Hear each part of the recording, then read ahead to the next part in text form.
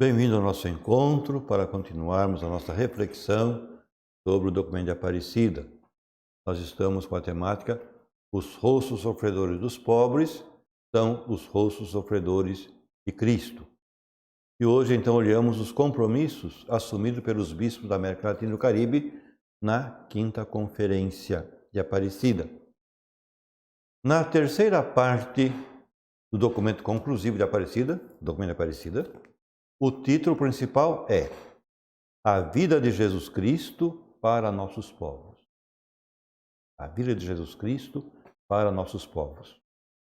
As reflexões anteriores ajudam a enquadrar o significado e o compromisso que implica o dito título. Por essa razão, não estranha que nesta terceira parte, tanto o capítulo 8, Reino de Deus e Promoção da Dignidade Humana, e o número 9.7, A Cultura da Vida, Sua Promoção e Sua Defesa, e no número 9.8, O Cuidado com o Meio Ambiente, assim como também no número 10.5, Discípulos Missionários na Vida Pública, no número 10.8, A Integração dos Indígenas e Afro-Americanos, e no número 10.9, Caminhos de reconciliação e solidariedade, se encontrem as orientações fundamentais para implementar a opção preferencial pelos pobres. Sem querer detalhar exaustivamente cada um desses títulos e subtítulos, é necessário retomar alguns conteúdos que evidenciam a decisão dos bispos de ser coerentes com uma missão pastoral no contexto atual da América Latina e do Caribe. Reino de Deus, justiça social e caridade cristã. É um ponto de reflexão. O reino de Deus, presente em Jesus, deve transformar a realidade em que vivem as grandes maiorias empobrecidas da América Latina e do Caribe. Um dos sinais evidentes da presença do reino é o acesso de todos aos bens da criação, como também a vivência pessoal e comunitária das bem-aventuranças, a evangelização dos pobres. Naquelas comunidades onde esses sinais não existem, se manifesta a não presença do reino, e noutras comunidades em que esses sinais se encontram em desenvolvimento, é tarefa fundamental de levá-las à plenitude. O fundamento desse compromisso, a partir de nossa condição de discípulos missionários de Jesus Cristo, é o seguimento do Senhor, que comporta assumir o seu estilo de vida, no qual prima o amor e misericórdia para com todos os que veem vulnerada a sua vida em qualquer de suas dimensões, afirma o documento de Aparecida no número 384.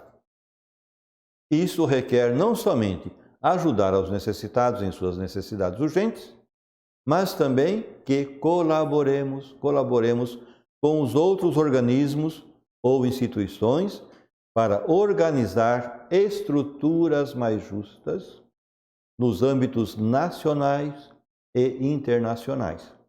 É urgente criar estruturas que consolidem uma ordem social, econômica e política na qual não haja iniquidade e onde haja possibilidade para todos.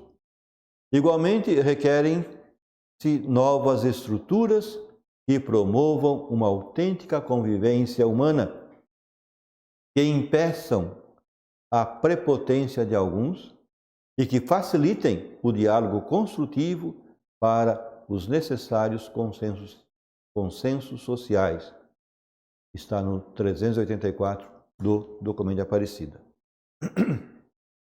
Na exortação apostólica pós-sinodal Sacramentum Caritatis, publicada em fevereiro de 2007, uns meses antes, portanto, da celebração da Quinta Conferência, o Papa Bento XVI havia assinalado que se devia explicitar a relação entre mistério eucarístico e compromisso social.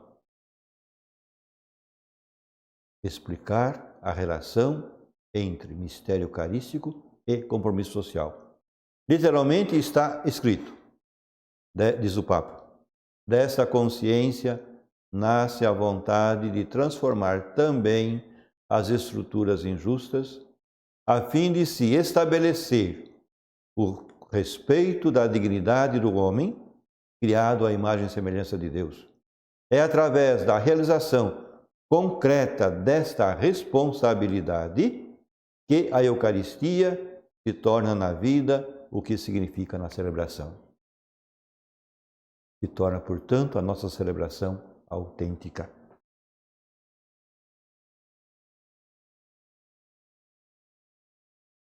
De que tomada de consciência fala o Papa? A tomada de consciência de que as condições para estabelecer uma paz verdadeira são a restauração da justiça, a reconciliação e o perdão.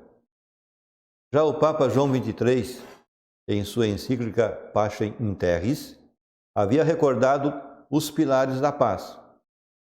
Quais são? A verdade, a justiça, a liberdade e a caridade. E o Papa Paulo VI, falando da paz, havia dito que o novo nome da paz é desenvolvimento.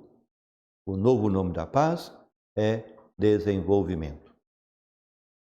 Na carta encíclica Solicitudo Reis Socialis, João Paulo II havia escrito o seguinte: um verdadeiro desenvolvimento, segundo as exigências próprias do ser humano, homem ou mulher, criança, adulto ou ancião, implica, sobretudo, da parte de quantos intervêm ativamente nesse processo e são responsáveis por ele, uma viva consciência do valor dos direitos de todos e de cada um, como também da necessidade de respeitar o direito de cada um à plena utilização dos benefícios proporcionados pela ciência e pela técnica. Por isso, retomamos a palavra de Bento XVI, na Sacramentum Caritatis. Não é missão própria da Igreja tomar nas suas mãos a batalha política para se realizar a sociedade mais justa possível. Todavia, ela não pode, nem deve ficar à margem da luta pela justiça. Isso é muito sério. Subentende-se que o Papa fala da Igreja enquanto hierarquia e usa o conceito político no sentido partidário, política partidária. Não são os bispos, nem os sacerdotes que devem envolver-se em partidos políticos para empreender essa batalha para conseguir sociedades mais justas. Seja o que for, é claro que o discípulo de Jesus Cristo, que participa na Eucaristia, deve empenhar-se em construir a paz. E essa paz não será realidade sem o esforço de promover a justiça e o desenvolvimento. É verdade que o reto estado das coisas humanas, o bem-estar moral do mundo, não pode jamais ser garantido simplesmente mediante as estruturas, por mais válidas que essas sejam. Tais estruturas são não só importantes, mas necessárias. Não só importantes, mas necessárias. Todavia, não podem nem devem impedir a liberdade do homem. Inclusive, as melhores estruturas só funcionam se numa comunidade subsistem convicções que sejam capazes de motivar os homens para uma livre adesão ao ordenamento comunitário. A liberdade necessita de uma convicção. Esta não existe por si mesma, mas deve ser sempre novamente conquistada comunitariamente. Consequência de tudo isso é que a busca sempre nova e trabalhosa dos retos ordenamentos para as realidades humanas é tarefa de cada geração. Nunca é uma tarefa que se possa simplesmente dar por concluída. As boas estruturas ajudam, mas por si só não bastam. Lembra Bento XVI, na sua carta encíclica, Spe Salve, salvos pela esperança, na esperança. Os bispos em Aparecida, na quinta conferência, retomam os ensinamentos de Bento XVI e escrevem, número 385.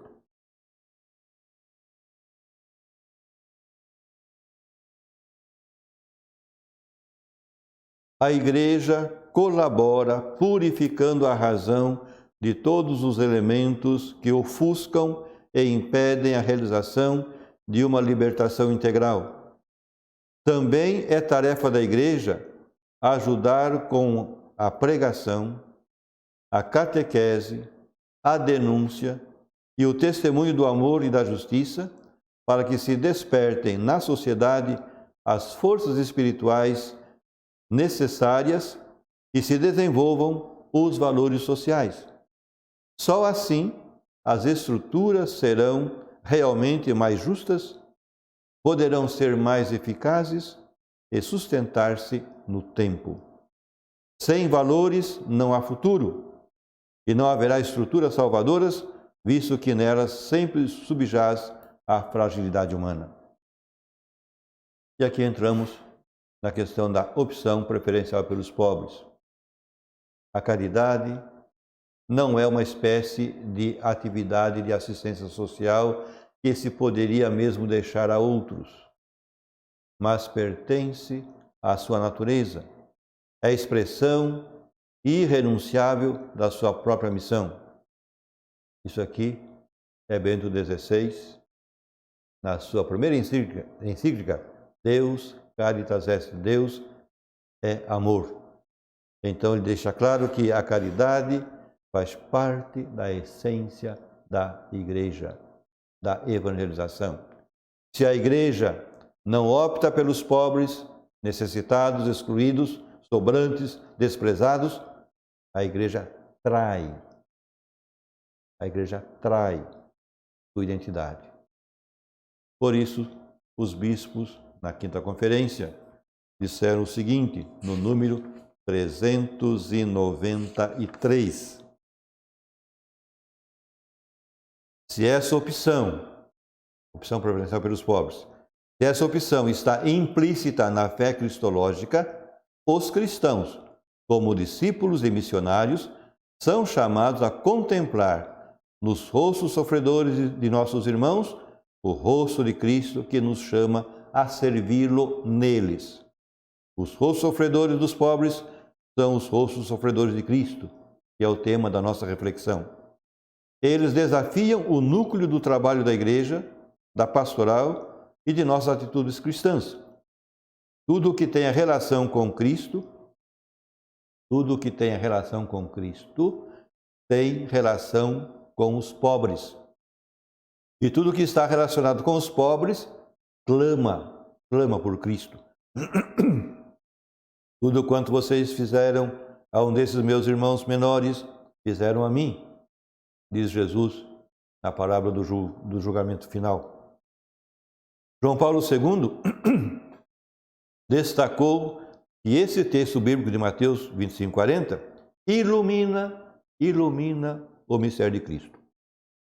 Porque em Cristo o grande se fez pequeno, o forte se fez fraco, o rico se fez pobre.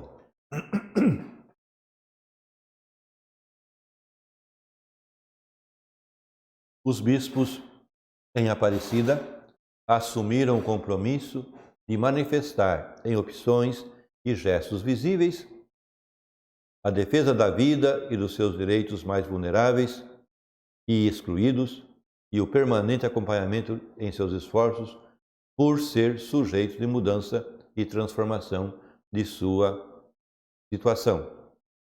É no número 396 que nós temos isso aqui.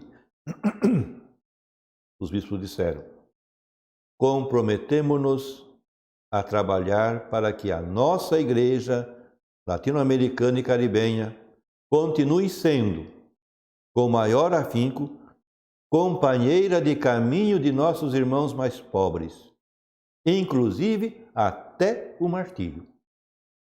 Olha o peso. Hoje queremos ratificar e potencializar a opção preferencial pelos pobres feita nas conferências anteriores. Que seja preferencial implica que deva atravessar todas as nossas estruturas e prioridades pastorais.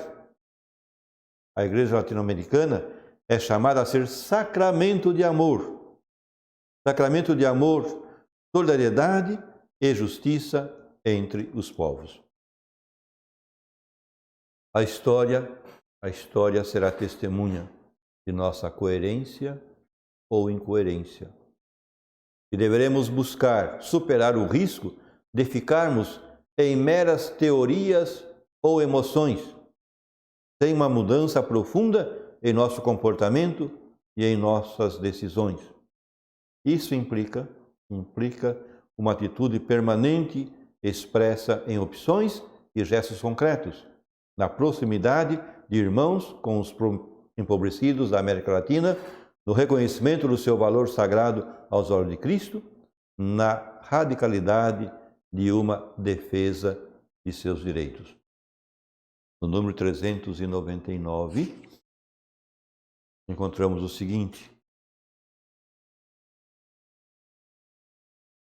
assumindo com nova força essa opção pelos pobres, manifestamos que todo o processo evangelizador envolve a promoção humana e a autêntica libertação, sem a qual não é possível uma ordem justa na sociedade.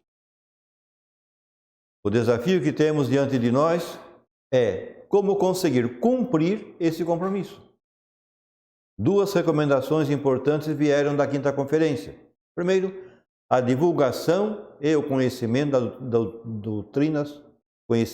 da doutrina social da Igreja, com a responsabilidade imprescindível e comprometida dos leigos, e o fortalecimento de uma pastoral social estruturada, orgânica e integral, que, com a assistência e a promoção humana, se faça presente nas novas realidades de exclusão e marginalização em que vivem os grupos mais vulneráveis, onde a vida está mais ameaçada.